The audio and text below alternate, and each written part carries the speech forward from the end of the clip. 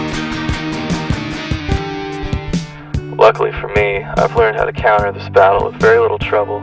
Sure, coffee and cigarettes might help to an extent, but in the long run, my truest weapon is time itself. The fact that it will never leave and will always continue to be here as this constant thing, each and every day, despite whatever happens to the rest of us. The certainty of knowing that this mystery-wrapped knowledge will be served on a silver platter with each new cycle, with each new moon, with each new breath, and especially with each new blink of an eye. To me, this is the greatest piece of assurance one can ever have, and for that, I am forever grateful.